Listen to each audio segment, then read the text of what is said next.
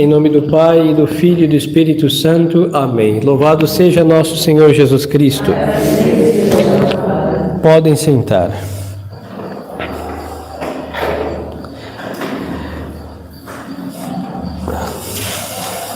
Então vamos considerar, seguindo o Padre Leon, a vida de amor por Deus. E depois vamos adorar nosso Senhor, expondo e recebendo a bênção do Santíssimo Sacramento. O Padre começa a dizer, seguindo São Paulo aos Coríntios, que agora ficam essas três coisas: a fé, a esperança e a caridade, mas a maior de todas elas é a caridade. Nós sabemos porque a fé acaba. Um dia nós vamos perder a fé, porque vamos ver a Deus.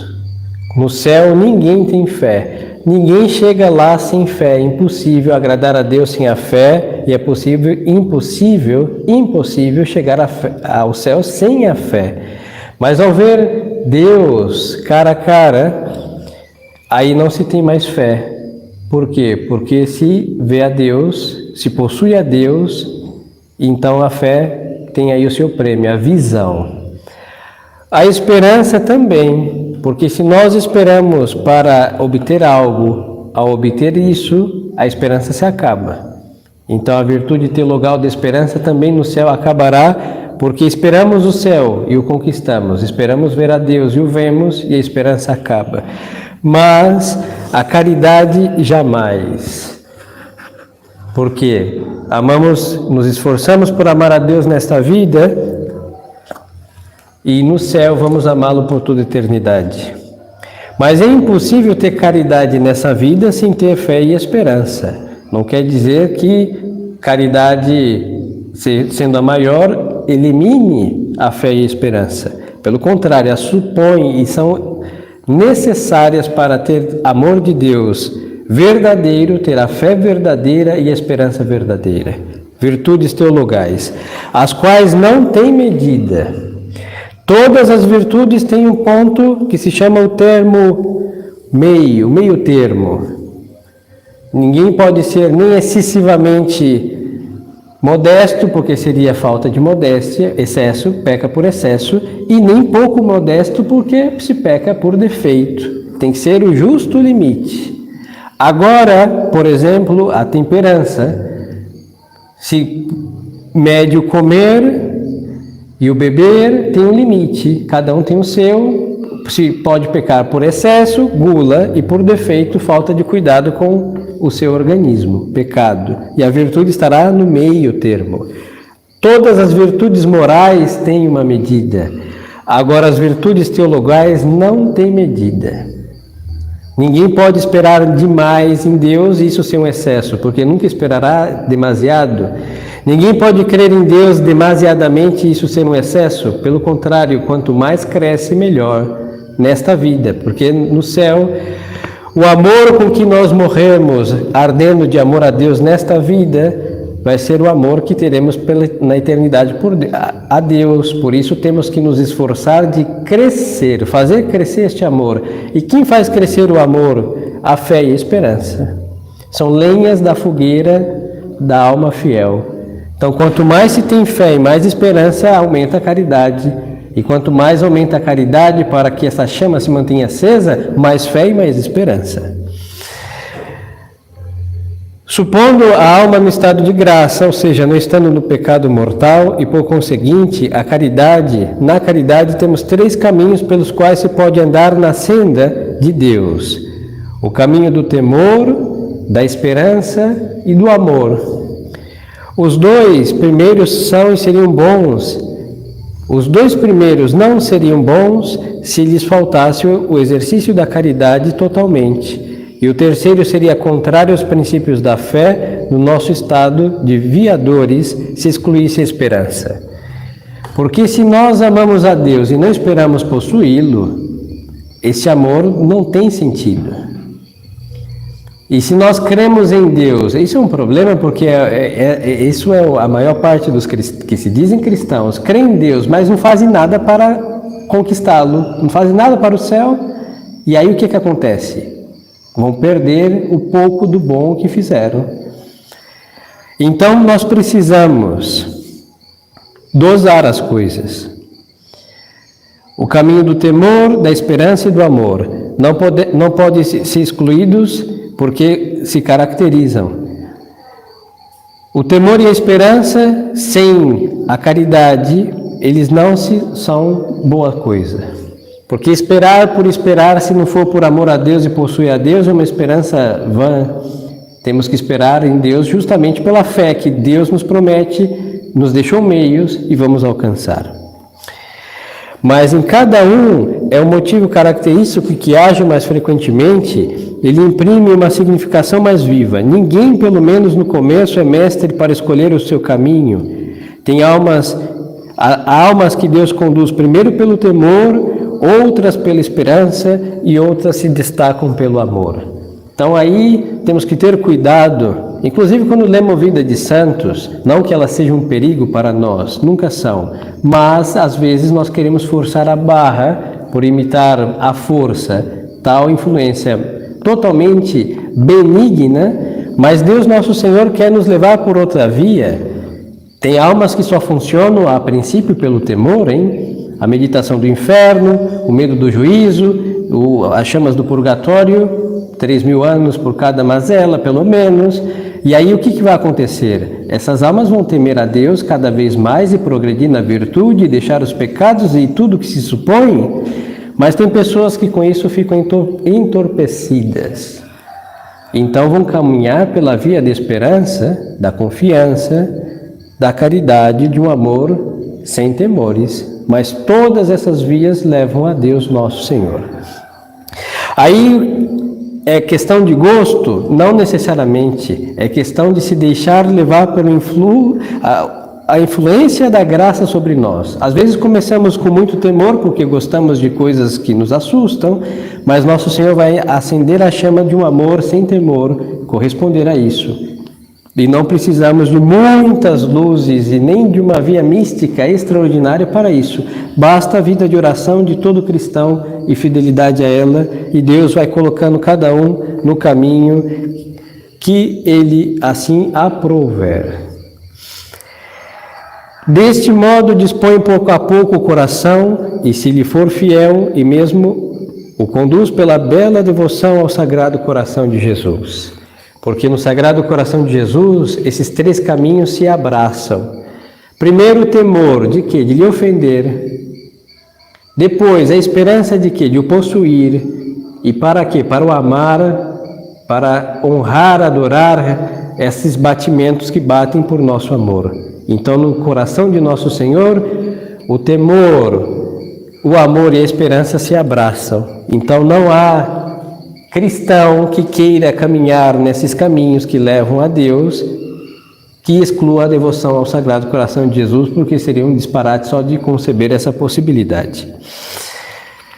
As almas mais elevadas pelo temor são extremadamente batidas pelo rigor dos juízos de Deus, pelos suplícios do inferno e todas as verdades terríveis da religião. Não que isso seja ruim, porque são coisas que realmente são assustadoras. Se nós consideramos por meia hora de meditação o inferno, são meia horas infernais. Ver o demônio, que é o infeliz, ver que ele vai nos infernizar eternamente, sem alívio, e que aquilo não acaba, pronto, isso é suficiente para estar atemorizado. Pelo menos, porque é verdade, hein? Quem está lá nas profundezas está pastando isso por todo sempre. E é uma coisa que realmente causa peso, mas tem almas que funcionam com este peso. E isso, por isso é muito saudável pensar nos novíssimos, diz a Sagrada Escritura. Pensa no juízo de Deus e não pecarás. Pensa na morte e não pecarás. Deus se serve do temor para deter o fogo das paixões. Então alguém inflamado pela chama da carne, ao pensar no inferno, apaga a chama da carne, hein? Está pela chama da ira e ver que lá no inferno um quer devorar o outro, mas não tem como se consumir porque não morrem, tudo se amansa. e seja o que for movido por paixões ao pensar naquele lugar que lá junte tudo que há de pior na face da terra e joga no inferno, este é o inferno com um porém, que não há remédio. E assim as nossas almas se endireitam. É impossível, com fé católica, considerar estas verdades e não criar juízo. É impossível. Por isso os santos tinham a consideração do inferno constantemente. E se não me falhar a memória, Santo Afonso de Ligório dizia que quem pensa constantemente no inferno não vai para lá, porque ninguém quer viver num lugar assim. Este caminho é bom para nos fortalecer contra os maus hábitos ou nos impedir de cair neles. Acontece, no entanto, frequentemente que as almas trazidas ao temor, de tal modo se ligam a ele e muito mais do que a Deus lhes pede, e fixam-se nele pelas meditações e leituras favoritas e não se deixam conduzir ao amor. Aí isso é um problema que está em cada um de nós. Em vez de nos valermos do temor para chegar a Deus, as pessoas ficam somente com temor. Isso acontece com qualquer meio. Pegamos o meio e fazemos dele um fim, em vez de usar como meio para chegar até nosso Senhor. Aí o que acontece? O temor afasta-nos do mal e da preferência, e de preferência não nos conduz ao bem. Então fica a alma, não vai pecar como antes, mas não fará o bem que deveria fazer pela consideração do temor. Vai se deleitar, como há quem gosta de terrores, e aí vai encontrar uma recreação passageira com coisas horríveis e espantosas.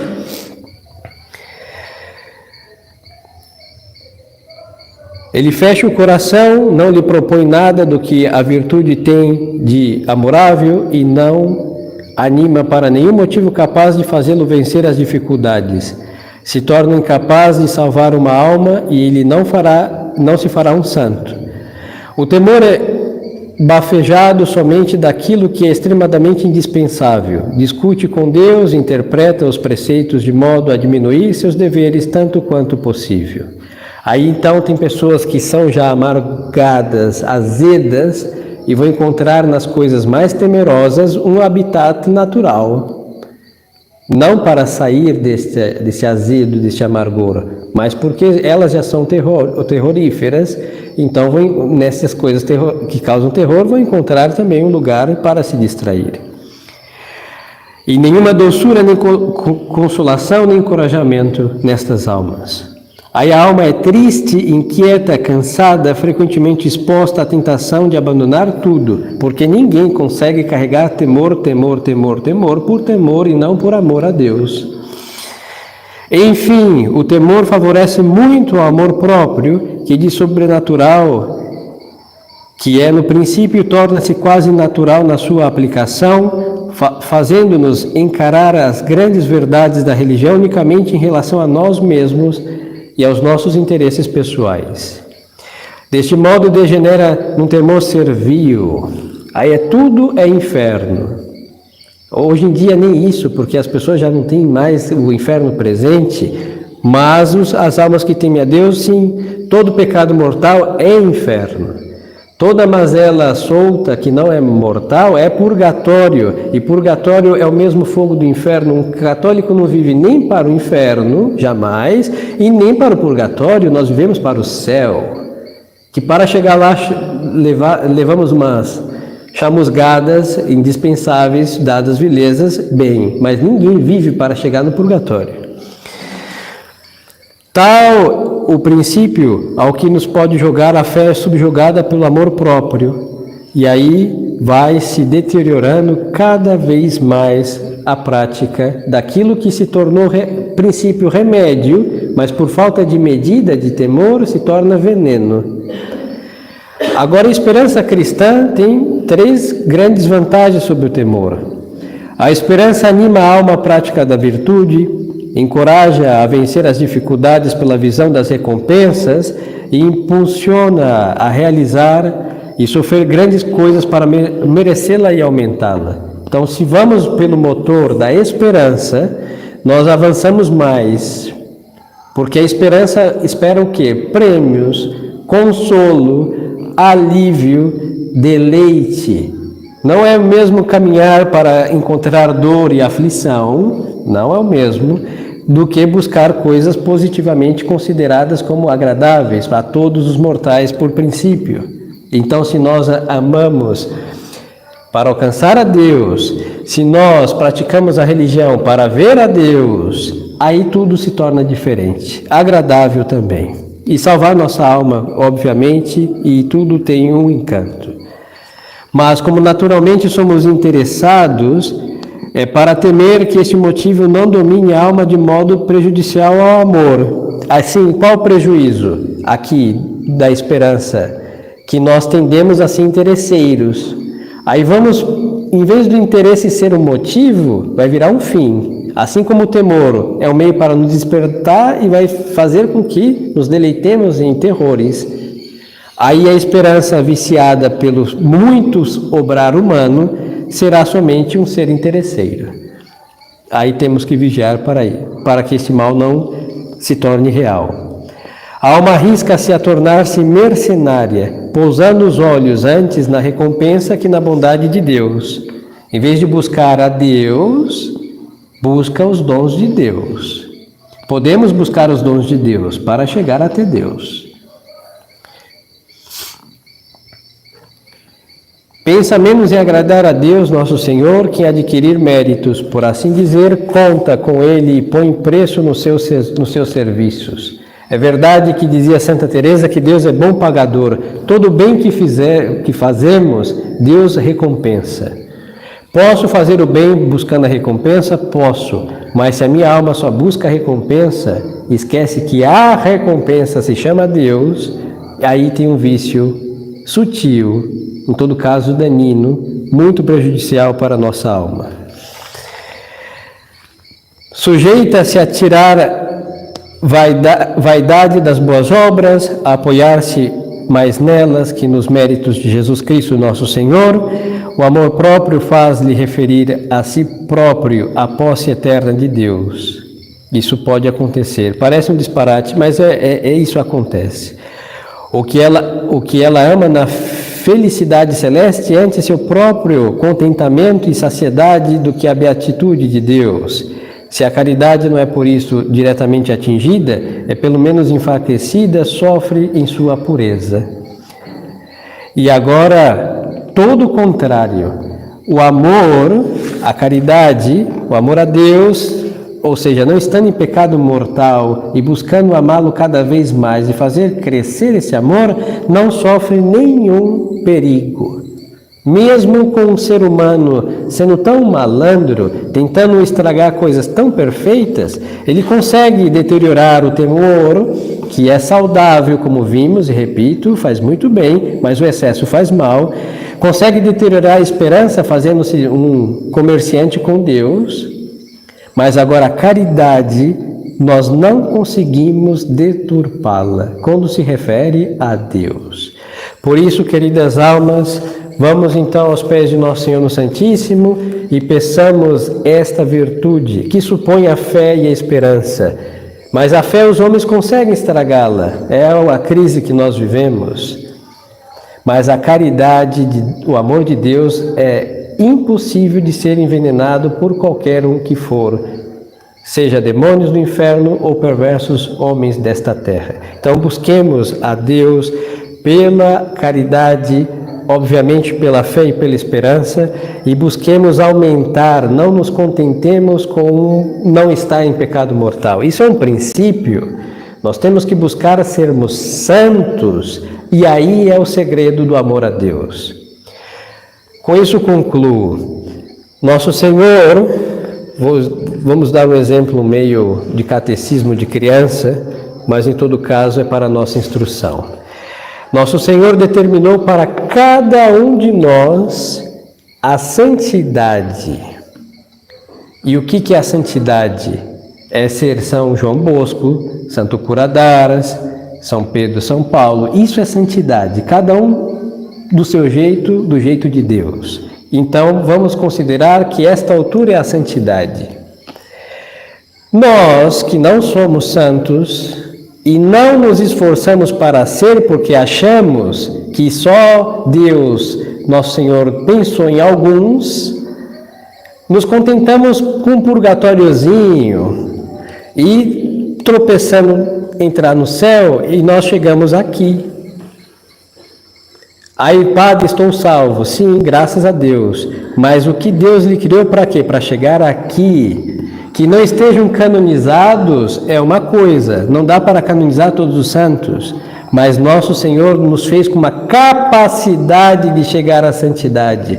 Santidade de fazer milagres, de caminhar sobre os mares, todas essas coisas. Porque Ele disse que em seu nome faríamos proezas, inclusive maiores do que as que Ele fez. E por que não fazemos? Porque nos contentamos com a medida de Deus, que é altíssima e acessível, nos contentamos com sempre a metade da medida, que é pouquíssimo. Aí é que se salva? Sim, se salva, mas Deus nos criou para sermos santos. E não é impossível, porque Deus não cria nada com uma finalidade cuja finalidade é impossível de se chegar. Aí quando vemos São João Bosco, ele chegou aonde? Na altura que Deus quis que ele chegasse, por isso ele é São João Bosco. Quando vemos Santa Filomena, ela chegou à altura que Deus criou para que ela chegara. E quando vemos, não sei, fulano ou beltrano no paraíso se salvou, bendito seja Deus, mas à medida que Deus quer da santidade em sua plenitude não foi alcançada porque nós não buscamos alcançá-la. E como se alcança? Amando a Deus com este amor incondicional, total, e não medindo nada a renunciar quando se trata de algo que se opõe a este amor. Por isso, a santidade, segundo Deus, é alcançada por poucos, porque se contentam com esperança de mercadores e aí começam a negociar com Deus. Senhor, eu renuncio isso, essas coisas não, vão pensar de e aí, com muita sorte, tropeçamos no purgatório e caímos no paraíso. E aquela medida excelente de glória reluzente, preparada para a nossa alma, não alcançamos porque não trabalhamos no amor a Deus, nosso Senhor. Então, queridas almas, em tempos de apostasia, se espera o quê? Heroísmo. Assim como em tempos de guerra, precisamos de valentes. Não é uma guerra intelectual, é uma guerra espiritual. E quem é o espírito medíocre? O diabo. E mesmo não estando em pecado, muitos dos conselhos maléficos desse espírito medíocre, nós acabamos concordando. Não preciso fazer tantas coisas, não preciso ser tão piedoso, não preciso rezar tanto, não preciso me vestir como uma beata. Pois então, estes conselhos do mundo e do infeliz vão atrofiar a nossa capacidade de chegar à altura da santidade que Deus quer e que nós podemos chegar. Então, queridas almas, amemos a Deus. No tempo que o ódio a Deus impera, vamos ao Sagrado Coração de Jesus e peçamos a Nosso Senhor a graça de amá-lo como Ele deve ser amado e assim alcançar a santidade que Ele conquistou na cruz para que possamos chegar até lá. Que a Santíssima Virgem Nossa Senhora nos alcance essa graça e os santos que passaram pelos caminhos que temos que passar intercedam por nós. Em nome do Pai, e do Filho, e do Espírito Santo. Amém. Louvado seja nosso Senhor Jesus Cristo.